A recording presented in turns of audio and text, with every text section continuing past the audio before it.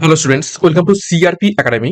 CRP একাডেমিতে তোমাদের সকলকে স্বাগত এবং প্রত্যেককে গুড আফটারনুন। তো আজকে থেকে শুরু করতে চলেছি আমরা ক্লার্কশিপ এবং ডাব্লিউবিপি এসআই মেন পরীক্ষাকে লক্ষ্য করে প্রস্তুতি। সম্প্রতি তোমাদের ডাব্লিউবিপি এসআই প্রিলিমিনারি পরীক্ষা সম্পন্ন হয়েছে।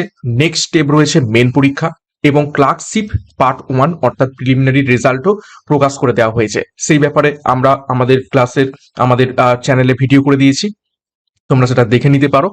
তো দুটো পরীক্ষারই সিলেবাস কিন্তু একই রকম রয়েছে। ক্লার্কশিপের আমি সিলেবাস সম্পূর্ণ ডিসকাস করে দিয়েছি, যারা সেই ভিডিওটা দেখোনি তারা সেখান থেকে দেখে নিতে পারো। 6টা মোট রাইটিং তোমাদের লিখতে হবে ক্লার্কশিপ মেন্সে। ইংরাজির উপর থেকে তোমাদের প্রেসি, রিপোর্ট রাইটিং এবং ট্রান্সলেশন। সিমিলারলি বাংলার ওপর থেকেও তোমাদের লিখতে হবে প্রতিবেদন, সারাংশ এবং অনুবাদ। তো সেম সিলেবাসই ডাব্লিউবিপি এসআই মেনেও রয়েছে তোমাদের এই রকম প্রতিবেদন, সারাংশ এবং অনুবাদ লিখন। তো দুটো পরীক্ষাকে লক্ষ্য করে আমরা প্রস্তুতি নেব।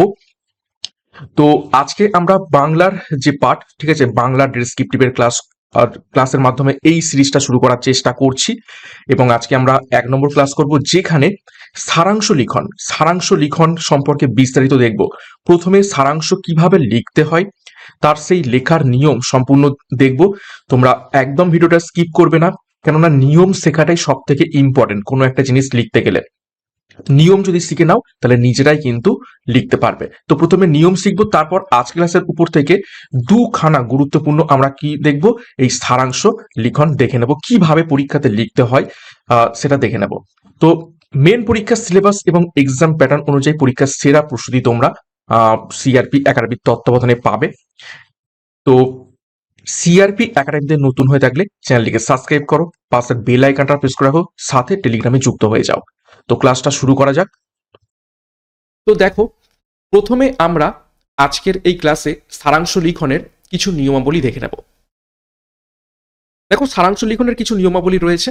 যেমন প্রথম যে নিয়মটা মাথায় রাখতে হয় সেটি হচ্ছে উদ্ধৃত গদ্যাংশ বা কাব্যাংশ বারবার পড়ে মূল কথাটি কি তা বুঝতে হবে। তো দেখো, সারাংশ কথাটার মধ্যে তোমরা কি বুঝতে পারছো, একটা প্যাসেজ দেওয়া হবে বা একটা কোনো গদ্যাংশের একটা অংশ দিয়ে দেওয়া হবে, অর্থাৎ একটা বড় অংশ দেওয়া হবে, তার মধ্যে থেকে অর্থাৎ সেই গদ্যের বা কাব্যের মধ্যে যে সার বা তার অন্তর্নিহিত যে অর্থ, সেই অংশটাকেই তোমাকে কি করতে হবে, ছোট করে লিখতে হবে। অর্থাৎ একটা বড় জিনিসকে তার ভিতরের যে অ্যাকচুয়াল কথাটা বলা হয়েছে সেইটার যে সারমর্ম, ঠিক আছে, এটাকে সারাংশকে অনেক সময় সারমর্ম বলা হয়ে থাকে। তো সেটাকে তোমাকে বের করে ছোট করে সুন্দরভাবে লিখতে হবে। অর্থাৎ কি বলছে, উদ্ধৃত গদ্যাংশ বা কাব্যাংশ কি করতে হবে, বারবার পড়ে মূল যে কথাটা, অর্থাৎ বড় একটা গদ্যের মধ্যে যে অ্যাকচুয়াল যে কথাটা বলার চেষ্টা করা হয়েছে বা মূল কথাটা বলার চেষ্টা করা হয়েছে সেটাকে অ্যাকচুয়ালি তোমাদের বুঝতে হবে। এবং কি করতে হবে, তাৎপর্যমূলক বাক্য এবং শব্দগুলোকে চিহ্নিত করতে হবে। একটা বড় গদ্য দেওয়া হয়েছে, সেটাকে যখন পড়বে তখন দেখবে, পড়তে পড়তে বুঝতে পারবে যে এই গদ্যটার মধ্যে কি বলতে চাওয়া হয়েছে এবং তার মধ্যে কি কোন কোন লাইনগুলো, কোন কোন শব্দগুলো ইম্পর্টেন্ট, সেগুলোকে কি করতে হবে, সেগুলোকে চিহ্নিত করতে হবে। দরকার হলে তোমরা প্রশ্নপত্রের মধ্যে দাগ দিয়ে রাখতে পারো যে কোন কোন কথাগুলো ইম্পর্টেন্ট, তাহলে সেগুলো থেকে সারাংশ লিখতে কিন্তু সুবিধা হবে। তো এর ফলে কি হবে, মূল যে ভাব বা বিষয় বা সার বা অর্থ, ঠিক আছে, সেটা কিন্তু বুঝতে সুবিধা হবে। তারপর কি, দেখো, এ অনুচ্ছেদের মূল বক্তব্য সহজ, সরল এবং মানে কি বলবো, সিম্পল ল্যাঙ্গুয়েজে লিখতে হবে। অর্থাৎ দেখো, অনেক সময় কি হয়, বড় বড় রাইটাররা তো লিখে থাকেন, বা যে গদ্যাংশগুলো দেওয়া হয় সারাংশের মধ্যে বা কাব্যাংশগুলো দেওয়া হয়, সেগুলো দেখবে কোনো রবীন্দ্রনাথ ঠাকুর, বিভূতিভূষণ বন্দ্যোপাধ্যায়, শরৎচন্দ্র চট্টোপাধ্যায় বা বিভিন্ন বড় বড় লেখকদের লেখা দেওয়া হয়ে থাকে এবং সেগুলো অনেক কঠিন ল্যাঙ্গুয়েজে থাকে এবং তার মধ্যে থেকে মানে কি সেগুলো খুব উচ্চ মানের লেখা হয়ে থাকে। কিন্তু তার মধ্যের যে মূল ভাব বা যে মূল কথাটা, সেটাকে তোমাকে কি করতে হবে, মূল যে বক্তব্য সেটা সহজ সরল ভাষায় তোমাকে প্রকাশ করতে হবে। ওকে, আর কি, মূল বক্তব্যের 1/3 মধ্যে তোমাকে লিখতে হবে। আমি কি বললাম, মূল বক্তব্য যেটা থাকবে সেটা বড়, আর তোমাকে ছোট করে সারাংশটা লিখতে হবে। তো এই যে ছোটটা কতটা করবে, এটা মূলত ধরা হয়ে থাকে মূল যে হচ্ছে গদ্যাংশ দেয়া থাকবে, সেখান থেকে সারাংশটা হবে তার 1/3। অর্থাৎ যদি তোমাদের 300 শব্দের কোনো একটা কি দেওয়া থাকে, প্যাসেজ দেওয়া থাকে, তাহলে এর 1/3 মানে কি, তোমাকে 100 ওয়ার্ডে এটাকে লিখতে হবে। 300 ওয়ার্ডের থাকলে 100 ওয়ার্ড করতে হবে, ঠিক আছে। 100 থাকলে সেটাকে কি করতে হবে, তোমাকে 30-এ নামিয়ে আনতে হবে। তো মূল যে বক্তব্য বা যে গদ্যাংশটা তোমাকে দেবে প্রশ্নপত্রে, তার 1/3 মধ্যে তোমাকে লিখতে হবে। তারপর কি দেখো, যেটা খুবই ইম্পর্টেন্ট, অনুচ্ছেদ সাধু ভাষা বা চলিত ভাষায় থাকতে পারে। উত্তর কিন্তু তোমাকে সবসময় কি করতে হবে, চলিত ভাষায় লিখতে হবে। সাধু এবং চলিতের মিশ্রণ কিন্তু করলে চলবে না। অনুচ্ছেদ সাধু ভাষা বা চলিত ভাষা দুটোতেই থাকতে পারে, কিন্তু তোমাকে লিখতে হবে কিসে, তোমাকে সারাংশটা লিখতে হবে মূলত চলিত ভাষায়। এবং চলিত ভাষা মানে কি, একদম সহজ সরল যে ভাষা সেটাই। তো সাধু এবং চলিতের কিন্তু মিশ্রণ করলে নাম্বারটা কিন্তু কাটা যাবে। আর কি নিয়ম রয়েছে দেখো, অনুচ্ছেদ থেকে সরাসরি বাক্য নেওয়া যাবে না। অর্থাৎ যে অনুচ্ছেদটা দেওয়া হয়েছে সেখান থেকে ডাইরেক্ট কোনো একটা লাইনকে তুমি হুবহু কপি করে তুমি তোমার সারাংশতে লিখতে পারবে না, ঠিক আছে। সেই ভাষাটাকে বা সেই বাক্যটাকে তুমি পরিবর্তন করো, অর্থ এক রেখে ঘুরিয়ে লিখতে পারো, কিন্তু একদম হুবহু সেখান থেকে কপি করলে কিন্তু চলবে না। তুমি শব্দ নিতে পারো, অনুচ্ছেদ থেকে শব্দ নিতে পারো দু একটা, কিন্তু বাক্য একদম সরাসরি হুবহু সেখান থেকে কপি করে তুমি তোমার নিজের যে সারাংশ লিখছো সেখানে কিন্তু লেখা যাবে না। তারপর আর কি নিয়ম রয়েছে দেখো, উক্তি এবং প্রত্যুক্তি থাকলে তার নির্যাসটুকু বিবৃতিমূলক রীতিতে নিজের ভাষায় লিখতে হবে। অর্থাৎ গদ্যাংশের মধ্যে কোনো উক্তি রয়েছে বা কেউ কারোর বক্তব্য অর্থাৎ স্টেটমেন্ট দেয়া রয়েছে, তার রিপ্লাই দেয়া রয়েছে, এই যে রিপ্লাই এবং যে স্টেটমেন্টগুলো, এগুলোকে কি করতে হবে, তোমাকে ঘুরিয়ে তার মধ্যেকার যে অর্থটা বোঝানোর চেষ্টা করা হয়েছে সেটাকে কি করতে হবে, নিজের ভাষায় কিন্তু লিখতে হবে। একদম ডাইরেক্ট স্টেটমেন্ট কিন্তু তোলা যাবে না সারাংশের লেখার মধ্যে। তারপর দেখো, যেটা খুবই খুবই ইম্পর্টেন্ট, যেটা অনেকেই ভুলে যায়, যার জন্য কিন্তু নাম্বারটা কমে যায়, সেটা হচ্ছে কি, অনুচ্ছেদ উত্তম পুরুষে, যেমন আমি আমরা, মধ্যম পুরুষ তুমি তোমরা দিয়ে রচিত হলে উত্তর কিন্তু তোমাকে সবসময় প্রথম পুরুষে লিখতে হবে। অনুচ্ছেদে আমি আমরা দিয়ে রয়েছে, তুমি তোমরা দিয়ে রয়েছে, কিন্তু যখন তুমি উত্তর করবে বা উত্তরটা লিখবে, সেখানে আমি আমরা তুমি তোমরা কিন্তু লিখলে চলবে না। সেখানে কি করতে হবে, সেখানে তে, ঠিক আছে, অর্থাৎ পুরুষ প্রথম পুরুষ, অর্থাৎ সকলের জন্য ভাবে লিখতে হবে, সেখানে নিজের জন্য কিছু না। আমি আমরা মানে কি, নিজের ক্ষেত্রে পার্সোনাল ব্যক্তি চলে আসবে বা পার্সোনাল বক্তব্য চলে আসবে আমি আমরার ক্ষেত্রে বলতে গেলে। তো এই ক্ষেত্রে কিন্তু উত্তম পুরুষ মধ্যম পুরুষ কি করতে হবে, তোমাদের একটু সরিয়ে রাখতে হবে, প্রথম পুরুষে লিখতে হবে। ওকে, তারপর কি দেখো, আলোচ্য অংশে লেখক বলেছেন, এই যদি কথাটা লেখা থাকে আলোচ্য অংশে লেখক বলেছেন, এই রকম যদি মন্তব্য দিয়ে লেখা হয়, তাহলে সারমর্মর কিন্তু উত্তর এইভাবে কিন্তু করা যাবে না, ঠিক আছে। আলোচ্য অংশে লেখক বলেছেন এই রকম মন্তব্য লিখে কিন্তু সারমর্ম বা এই সারাংশ কিন্তু লেখা যাবে না। তোমাকে একদম ডাইরেক্ট আর মানে যে প্যাসেজ দেওয়া হবে তার মধ্যে থেকে যে অর্থটা প্রকাশ করা হচ্ছে সেটাকেই তোমাকে ডাইরেক্ট লিখতে হবে। কবি বলেছেন, লেখক বলেছেন, আলোচ্য অংশে লেখক বলেছেন, এই রকম শব্দ দিয়ে কিন্তু কোনো রকমই সারাংশ শুরু করা যাবে না। আর কি দেখো, অনুচ্ছেদে ব্যবহৃত অলংকার, দৃষ্টান্ত, উদ্ধৃতি, প্রত্যক্ষ উক্তি বর্জন করতে হবে। যেমন এখানে দেখো, উক্তি এবং প্রত্যুক্তি থাকলে তার নির্যাসটুকু লিখতে হবে বলেছে, অর্থাৎ তার মধ্যে কি অর্থটা লিখতে হবে। ডাইরেক্ট তুমি স্টেটমেন্ট, ঠিক আছে, তুলতে পারবে না। বিভিন্ন অলংকার দেয়া থাকে, ঠিক আছে, অলংকার মিনস এখানে মানে কি বলবো, কথার মধ্যে অনেক সময় তার অন্তর্নিহিত অর্থ ঢোকানো থাকে। যেমন ধরো আমি বললাম, নাচতে না জানলে উঠান বাঁকা। তো নাচতে না জানলে উঠান বাঁকা, এটা কিন্তু একটা কি অলংকার বা উপমা, কিন্তু এর ভিতরের অর্থ কি, যে আমরা কোনো কিছু কাজ না পারলে আমরা সবসময় সেই কাজটাকে দোষ দিই, নিজেকে দোষ দিই না।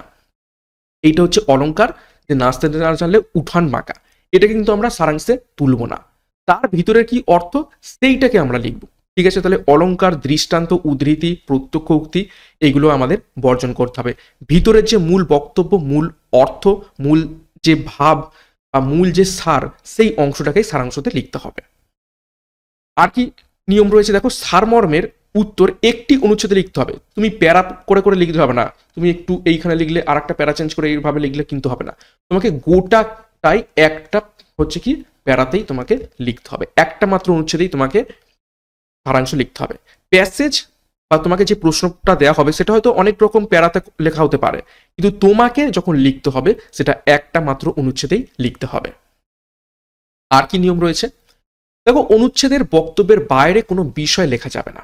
অর্থাৎ যে অনুচ্ছেদটা রয়েছে তার মধ্যে এমন কিছু কথা নেই, কিন্তু তুমি সেই জিনিসটাকে লিখছো সারাংশতে। অর্থাৎ অনুচ্ছেদের বাইরের কোনো বক্তব্য, নিজের মন গড়া কথা অনুচ্ছেদের বাইরে লেখা যাবে না সারাংশতে। দেখো, মূল ভাবের বাইরে গিয়ে ব্যক্তিগত মতামত একদমই প্রকাশ করা যাবে না সারাংশতে। ঠিক আছে, প্যাসেজে যে কথাটা বলা হয়েছে বা প্যাসেজের মধ্যের যে ভাবটা রয়েছে সেই ভাবটাকে লিখতে হবে।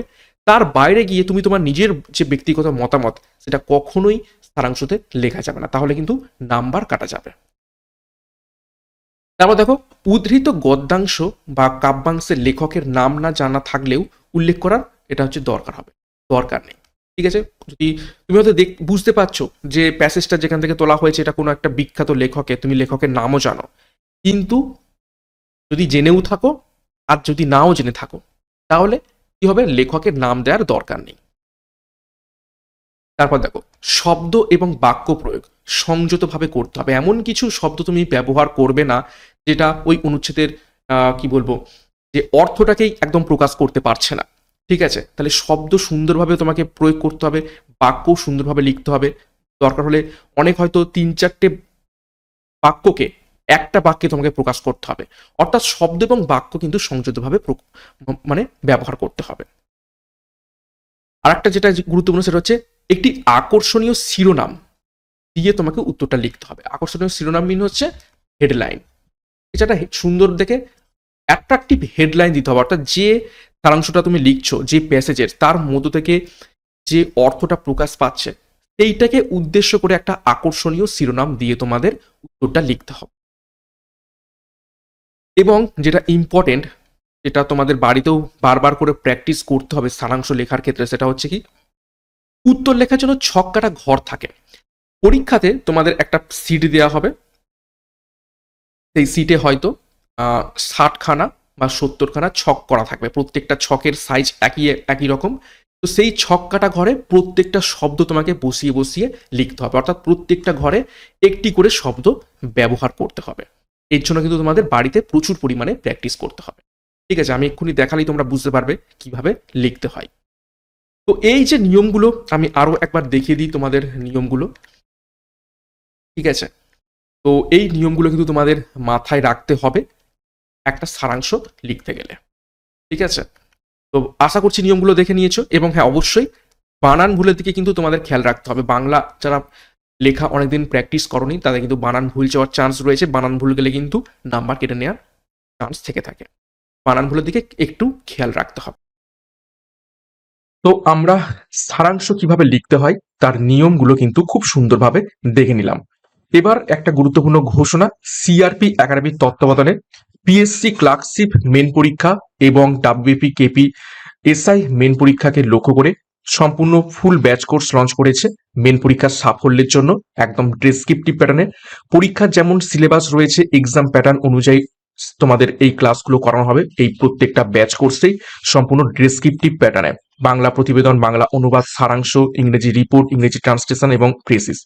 এবং এই যে আমরা নিয়ম দেখলাম সম্পূর্ণ এই রকম ভাবেই আমাদের যে মেন যে ব্যাচ কোর্স রয়েছে সেইখানেও ক্লাস হবে। এবং দেখো এরপরে আমরা দুটো সারাংশও দেখে নেব, তো একটা আইডিয়া হয়ে যাবে যে আমাদের ব্যাচ কোর্সে কি ধরনের তোমরা ক্লাস পেতে চলেছো।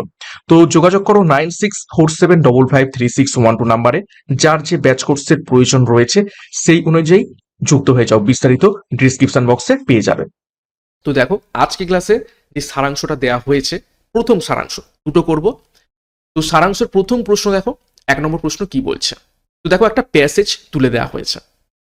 তো দেখো এই প্যাসেজটাকে প্রথমে কি বললাম নিয়মে, যে ভালোভাবে পড়তে হবে এবং পড়তে পড়তে আমাকে বুঝতে হবে যে এই বড় প্যাসেজটার মধ্যে কোন লাইনগুলো অর্থাৎ কোন বাক্যগুলো এবং কোন শব্দগুলো খুবই ইম্পর্টেন্ট। তাহলে আমরা এই যে প্যাসেজটা রয়েছে এই প্যাসেজের মধ্যেকার যে অর্থ বা মূল বক্তব্য বা ভাব সেটা কিন্তু বুঝতে পারবো এবং সেটাকেই আমাকে কি করতে হবে, উত্তরটা করতে হবে। তো দেখো একটু পড়া যাক প্যাসেজটা ভালো করে। দেখো, পৃথিবীতে যাহার দিকে তাকাও দেখিবে দেখো ভালোভাবে দেখো, পৃথিবীতে যাহার দিকে তাকাও দেখিবে। তাহলে কোন ভাষা, মানে কোন ভাষা এটা লেখা রয়েছে? এটা সাধু ভাষাতে লেখা রয়েছে।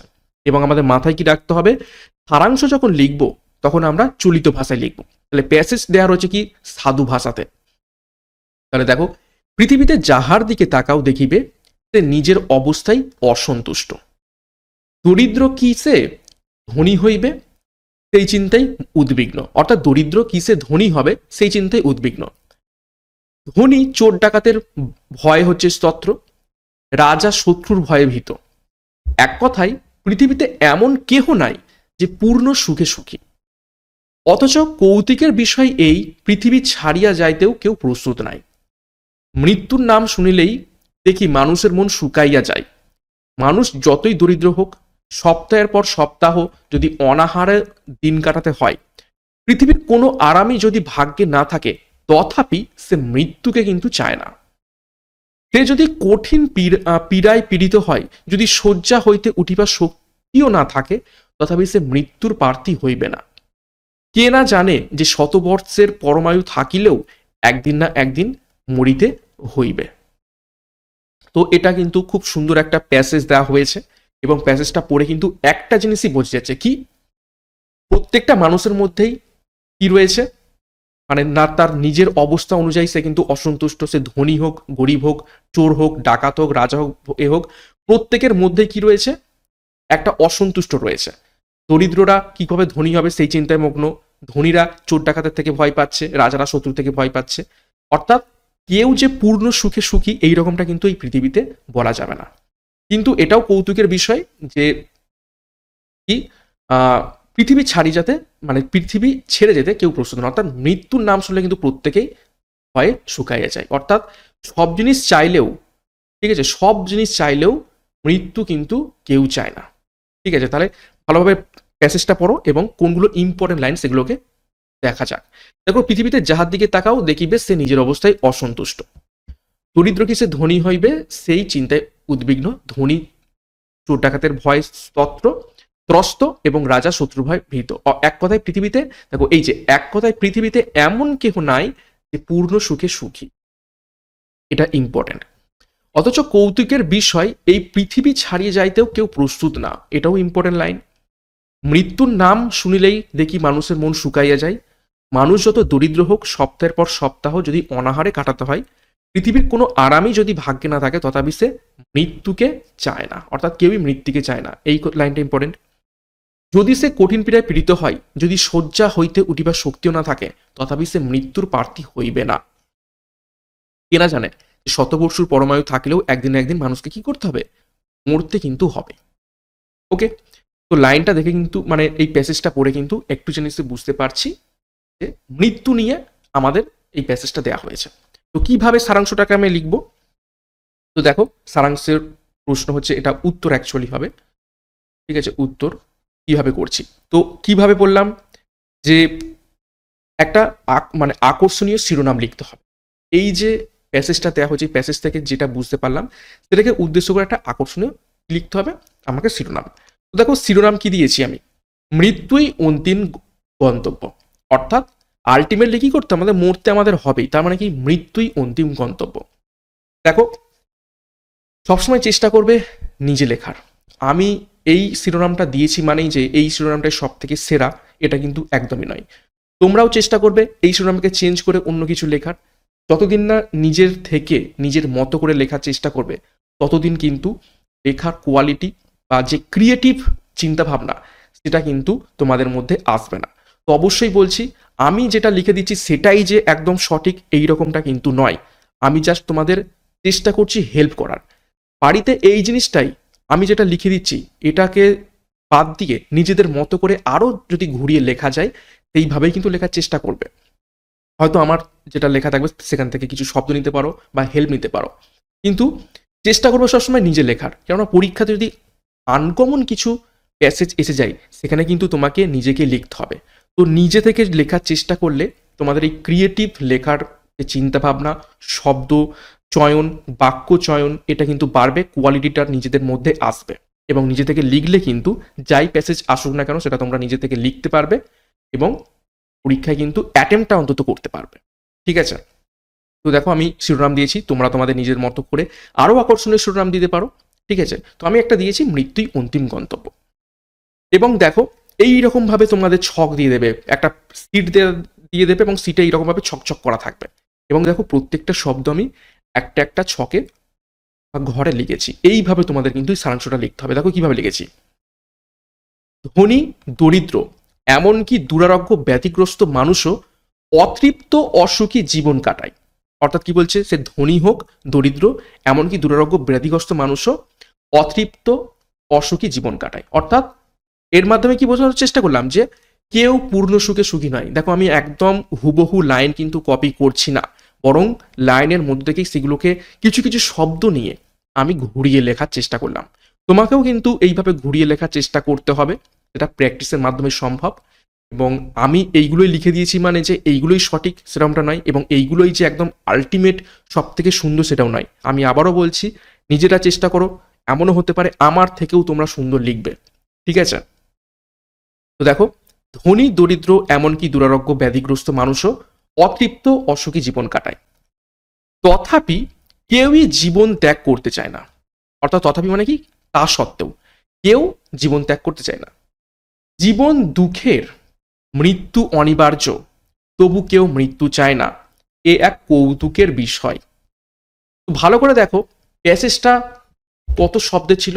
তো আমরা দেখো একটা করে নিই, একটা আর মানে হচ্ছে রাফ হিসাব। 1 2 3 4 5 6 7 সাত লাইনের হচ্ছে প্যাসেজ, এবং প্রত্যেকটা প্যাসেজে কটা করে ওয়ার্ড রয়েছে দেখে নিই লাইনে। 1 2 3 4 5 6 7 8 9 10 11 12 13 14। তাহলে প্রত্যেকটা লাইনে গড়ে যদি আমি 14টা করে ধরি এবং লাইন রয়েছে 7টা, তাহলে কত, 98টা শব্দ হয়। আমি ধরে নিলাম 100টা শব্দ রয়েছে, এবং আমাদের কি নিয়ম ছিল, একের তৃতীয়াংশ, তাহলে 3 দিয়ে কাটলে কত হবে, 3 দিয়ে কাটলে কত হবে, 100কে যদি আমরা 3 দিয়ে ভাগ করি তাহলে ওই 33টা করে শব্দ হওয়ার কথা। অর্থাৎ বলতে পারো 30টা শব্দের মধ্যে তোমাকে সারাংশটা লিখতে হবে। তাহলে দেখা যাক। দেখো 1 2 3, 3টে লাইন, আর কটা করে শব্দ রয়েছে, 1 2 3 4 5 6 7 8 9। দেখো প্যাসেজটা হয়ে গেছে, বা এই যে তুমি মানে সারাংশটা লেখা হয়েছে, এটা কিন্তু 30টা শব্দ হয়ে গেছে। তাহলে দেখো যা যা নিয়ম আমরা শিখেছি সেই সেই নিয়ম কিন্তু এখানে একদম অ্যাপ্লাই হচ্ছে। এবং দেখো আরেকটা কি, প্যাসেজ ছিল সাধু ভাষায়, আর এখানে যে সারাংশটা লেখা হয়েছে সেটা কি ভাষায়, একদম সহজ সরল চলতি ভাষায় লেখা হয়েছে। ঠিক আছে? হুবহু লাইন কপি করা হয়নি, এটাও তোমরা দেখতে পাচ্ছ, বরং প্রত্যেকটা লাইনকে ঘুরিয়ে ঘুরিয়ে লেখা হয়েছে। যে ছক দেওয়া হয়েছে সেই ছকের মধ্যে লেখা হয়েছে, আকর্ষণীয় শিরোনাম দেওয়া হয়েছে। এবং বলে রাখি, শিরোনাম দিয়ে তোমরা অনেকে দেখেছি, মানে এটা অনেকেই আমরা করে থাকি, একটা শিরোনাম দিয়ে তার নিচে এরকম সুন্দরভাবে ঢেউ খেলানো কায়দা মারলাম, এরকম লাইন টেনে দিলাম। এই কায়দা ফায়দাগুলো একদমই পরীক্ষার হলে করতে যাবে না। সময় তো নষ্ট হবেই, কেননা 6টা রাইটিং লিখতে হবে, সাথে বেশি কায়দা করলে নাম্বার কিন্তু কেটে নেবে, বরং বাড়বে না। ঠিক আছে? তো বেশি কায়দা করার দরকার নেই। অনেকে আবার দেখি এটা নীল কালিতে, নিচেরটা কালো কালিতে, একদমই করতে যাবে না। এইসবের জন্য কিন্তু নাম্বার কেটে নেবে। যা লিখবে একই কালিতে লিখবে, বেশি কায়দা করার কোনো দরকার নেই। বেশি কায়দাতে বরং নাম্বার কমবে। ঠিক আছে? এইগুলো কিন্তু খুবই খুবই ইম্পর্টেন্ট, মাথায় কিন্তু রাখবে। ওকে, তো প্রথম যে সারাংশ সেটা কিন্তু হয়ে গেল। তোমরা চেষ্টা করবে আমার থেকেও সুন্দর লেখার। আমি যেটা লিখে দিয়েছি এটাই যে একদম আল্টিমেট সুন্দর সেটা নয়, এর থেকেও তোমরা চেষ্টা করবে ভালো লেখার। ঠিক আছে? কারণ নিজে থেকে লেখার চেষ্টা করো। আচ্ছা, নেক্সট সারাংশতে আমরা চলে যাব, সারাংশ নাম্বার 2। ওকে, তো আরও একটা প্যাসেজ দেওয়া হয়েছে, পড়া যাক। দেখো, প্রবাহই জীবন, মানুষ যতক্ষণ বাঁচিয়া থাকে, দেখো এখানেও কি রয়েছে, সাধু ভাষা রয়েছে। তো মানুষ যতক্ষণ বাঁচিয়া থাকে ততক্ষণ একটা ধারা তাহার ভিতর দিয়া অনুক্ষণ বহিয়া যাইতে থাকে। বাহিরের প্রয়োজনীয় অপ্রয়োজনীয় যাবতীয় বস্তুকে সে গ্রহণ করে, আবার ত্যাগও করে, যাহাতে তাহার আবশ্যক নাই। যে বস্তু দূষিত তাকে পরিবর্জন করাই প্রাণের ধর্ম। কিন্তু মরিলে আর যখন ত্যাগ করিবার ক্ষমতা থাকিবে না, তখন বাহির হইতে যাহা আসে তাহা কায়েম হইয়া বসিয়া যায় এবং মৃতদেহটাকে পচাইয়া তোলে। জীবন্ত সমাজ এ নিয়ম স্বভাবতই জানে, সে জানে যে বস্তু তাহার কাজে লাগিছে না, মানে যে বস্তু তাহার কাজে লাগিতেছে না, মমতা করিয়া তাহাকে ঘরে রাখিলে মরিতে হইবে। তো খুবই সুন্দর একটা প্যাসেজ, ঠিক আছে। তো এর মধ্যে কি বুঝতে পারছি, যে মানুষের জীবনটা হচ্ছে প্রয়োজন এবং অপ্রয়োজনীয় বস্তুর আদান প্রদান, অর্থাৎ গ্রহণ এবং বর্জন। যেগুলো প্রয়োজন সেগুলো আমরা গ্রহণ করি, যেগুলো অপ্রয়োজন সেগুলো আমরা কি করে থাকি, বর্জন করে দিই। আর যদি আমরা অপ্রয়োজনীয় জিনিস আগলে ধরে রাখি তাহলে কিন্তু আমরা মরে যাই, বা সেই ক্ষেত্রে আমরা কিন্তু মারা যাই মমতা করে রাখলে। তো দেখো কি কি ইম্পর্টেন্ট, দেখো প্রবাহই জীবন, এটা কিন্তু ইম্পর্টেন্ট। দেখো মানুষ যতক্ষণ বাঁচে থাকে ততক্ষণ একটি ধারা তার ভিতর দিয়ে চলতে থাকে, এটাও ইম্পর্টেন্ট।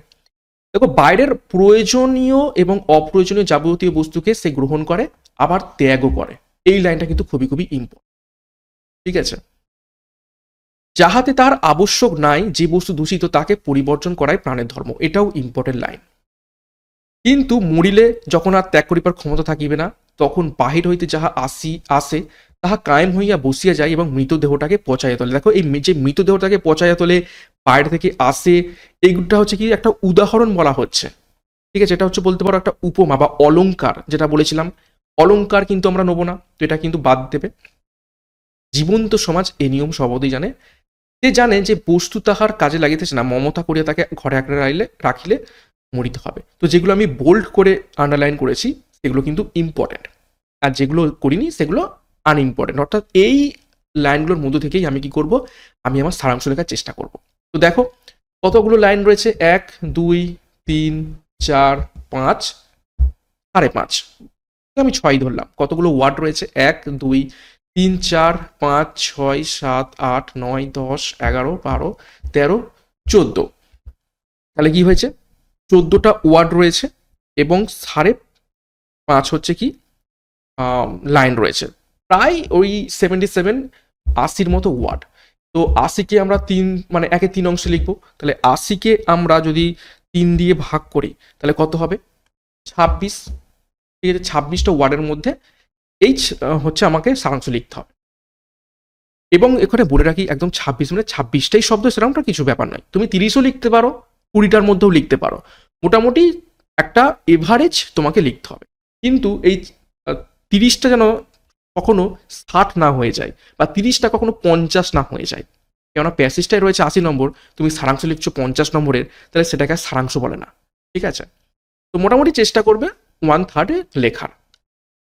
তো দেখো আকর্ষণীয় শিরোনাম একটা দেওয়ার চেষ্টা করেছি, গ্রহণ বর্জনের জীবনধারা। অর্থাৎ আমাদের যে জীবনধারা তার মধ্যে যে গ্রহণ বর্জন করে থাকি সেটা। তো গ্রহণ বর্জনের জীবনধারা, এটা হচ্ছে আমরা কি দিলাম, শিরোনাম দিলাম, ওকে। এবং সাধু ভাষায় লেখা ছিল, আমাদের কি করতে হবে, চলিত ভাষায় লিখতে হবে। সিমিলার দেখো ছক করা রয়েছে, তো ছকের মধ্যেই আমাদের লিখতে হবে। তো আমি লেখার চেষ্টা করেছি, দেখো প্রয়োজনীয় বস্তু গ্রহণ এবং অপ্রয়োজনীয় বস্তু বর্জন করাই হলো জীবনধারার ধর্ম। দেখো জীবন শব্দটা ইম্পর্টেন্ট, গ্রহণ শব্দটা ইম্পর্টেন্ট, ঠিক আছে। গ্রহণ শব্দটা ইম্পর্টেন্ট, প্রয়োজনীয় অপ্রয়োজনীয় এই শব্দগুলো ইম্পর্টেন্ট, ঠিক আছে। বর্জন শব্দটা, এই যে ত্যাগটাকে আমি কি করেছি, বর্জন করা, এই যে পরিবর্জন করা ইম্পর্টেন্ট। প্রাণের ধর্ম এই শব্দটাও ইম্পর্টেন্ট। তো সেই জন্য দেখো প্রথম লাইনেই আমি 3টে লাইনকে একটা লাইনে করে দিয়েছি, প্রয়োজনীয় বস্তু গ্রহণ এবং অপ্রয়োজনীয় বস্তু বর্জন করাই হলো জীবনধারার ধর্ম, ঠিক আছে।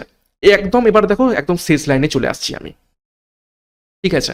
কি শেষ লাইনে চলে আসছি, দেখো অনাবশ্যক বস্তু মায়াই আঁকড়ে রাখলে, দেখো মমতাকে আমি কি করে দিয়েছি, মায়া করে দিয়েছি। মায়া মমতা একই, সিমিলার শব্দ। তো এইভাবে কিন্তু শব্দের তোমরা প্রতিশব্দ লিখে আরো সুন্দরভাবে করে তুলতে পারো লাইনগুলোকে। তো দেখো অনাবশ্যক বস্তু, ঠিক আছে। দেখো এখানে বলা রয়েছে যে বস্তু কাজে লাগিতেছে না, তার মানে কি অনাবশ্যক বস্তু বা অপ্রয়োজনীয় বস্তু। যেহেতু অপ্রয়োজনীয় একবার লিখে ফেলেছি, তো সেই জন্য আমি অপ্রয়োজনীয় দিইনি, অনাবশ্যক দিয়েছি, ঠিক আছে। তো অনাবশ্যক বস্তু মায়ায় আঁকড়ে রাখলে মৃত্যু অনিবার্য। দেখো ঘরে রাখিলেই মরিতে হইবে, তার মানে কি মৃত্যু অনিবার্য যদি আমরা আগলে রাখি। আর এটাই কি, এটাই জীব সমাজের নিয়ম। দেখো জীবন্ত সমাজে নিয়ম সবতেই জানে, ঠিক আছে। জীবন্ত সমাজ এই নিয়ম সবতেই জানে, অর্থাৎ এটাই হচ্ছে নিয়ম যে আমরা মায়ে যদি কোনো অনাবশ্যক বস্তুকে আগলে রাখি মৃত্যু অনিবার্য। তাহলে দেখো কতগুলো শব্দ হলো? 20, 21, 22, 23, 23 শব্দে আমার কি সারাংশ লেখা হয়ে গেছে। তার মানে আমাদের যে যে নিয়ম শিখেছি ঠিক সেই নিয়মের মধ্যে কিন্তু থেকে আমরা কি করলাম? সারাংশ লেখার চেষ্টা করলাম। এবং দেখো, আমি কিন্তু আমার নিজের কোনো পার্সোনাল বক্তব্য কিন্তু এখানে লেখার চেষ্টা করিনি। যেমনটা একটা নিয়ম ছিল যে প্যাসেজের বাইরের কোনো বক্তব্য সেটা কিন্তু এখানে লেখা যাবে না, এটাই করার চেষ্টা করেছি। এবং দুখানা আমরা সারাংশ লেখার চেষ্টা করলাম। এবং আমি আবারও বলছি, আমি যেটা লিখে দিয়েছি এটাই যে আলটিমেট সব থেকে সুন্দর এরকমটা কিন্তু একদমই নয়। আমি জাস্ট তোমাদের বোঝাতে এটা তোমাদের একটা সারাংশ লিখিয়ে চেষ্টা করলাম। বাড়িতে নিজেরা সবসময় চেষ্টা করবে নিজে থেকে লেখার, সেটা ঠিক হোক ভুল হোক নিজে থেকে লেখার চেষ্টা করবে, তাহলেই কিন্তু লেখার গুণগত মান, তোমাদের লেখার যে প্র্যাকটিসটা সেটা কিন্তু হবে। এবং সেই প্র্যাকটিসের মাধ্যমে নিজের ক্ষমতার মাধ্যমে কিন্তু অজানা প্যাসেজ থেকেও তোমরা লেখার মানে কি বলবো সেই ক্ষমতাটা আসবে। ঠিক আছে, তো চেষ্টা করবে এই দুটো প্যাসেজকে বাড়িতে তোমরা অন্যভাবে লেখার, যাতে আরও সুন্দর জিনিসটা লেখা হয় এবং শব্দগুলো তোমরা চয়ন করতে পারো সেইভাবে। তো আশা করছি দুটো সারাংশ এবং সারাংশের যে প্রথম ক্লাসে আমরা নিয়মগুলো শিখলাম সেই নিয়মগুলো খুব ভালো লেগেছে, ক্লাসটাও ভালো লেগেছে। এবং এক এক করে কিন্তু আমি যা যা টপিক রয়েছে সেই টপিকের ওপর থেকে এই ডেসক্রিপটিভ রাইটিংয়ের ক্লাসটা আমি নিয়ে আসবো এবং ক্লাসিক পরীক্ষার মেন পরীক্ষার সেরা প্রস্তুতি নেব। এই ছিল আজকের ক্লাস। সম্পূর্ণ আমরা সারাংশর লেখার নিয়ম শিখে ফেললাম, তার উপর থেকে দুখানা গুরুত্বপূর্ণ সারাংশ কিভাবে লিখতে হয়, পরীক্ষাতে তোমাদের কিভাবে লিখতে হবে তার নিয়মাবলীও বা সেটা আমরা দুটো প্র্যাকটিস করে নিলাম। তো আমাদের যে দুটো ব্যাচ কোর্স রয়েছে, পিএসসি ক্লার্কশিপ মেন সাফল্য ব্যাচ এবং WP KP sub inspector mains batch, দুটো ব্যাচ কোর্সই সম্পূর্ণ ডেসক্রিপটিভ নেচারে। এবং আজকের যে ক্লাসটা হলো ঠিক এই রকম ভাবেই তোমরা আমাদের ডেসক্রিপটিভ ক্লাস পাবে। ঠিক আছে, তো যোগাযোগ করো 9647553612 নাম্বারে, বিস্তারিত ডিসক্রিপশন বক্সে পেয়ে যাবে। পরীক্ষার সেরা প্রস্তুতি, সঠিক গাইডেন্স এবং স্টাডি মেটেরিয়াল মাধ্যমে নেওয়ার জন্য এখনই আমাদের এই ব্যাচ কোর্সে যুক্ত যাও, পরীক্ষাগুলোকে ক্র্যাক করার জন্য। খুবই স্বল্প মূল্য রাখা হয়েছে সকলের কথা ভেবে, তো যুক্ত হয়ে যাও। তো ভালো লাগলে অবশ্যই লাইক করো, কমেন্ট করো এবং সিআরপি একাডেমিতে নতুন হয়ে থাকলে চ্যানেলকে সাবস্ক্রাইব করে পাশের বেল আইকনটা প্রেস করে রাখো। সাথে টেলিগ্রামে যুক্ত হয়ে যাও এই সমস্ত ক্লাসের পিডিএফ, বিষয়ভিত্তিক মক টেস্ট, সাপ্তাহিক কারেন্ট অ্যাফেয়ার্স এবং ফ্রি সাপ্তাহিক ফুল মক টেস্ট পাওয়ার জন্য। তো আজকের ক্লাসটা এখানেই শেষ করলাম। প্রত্যেককে all the best, thank you, by.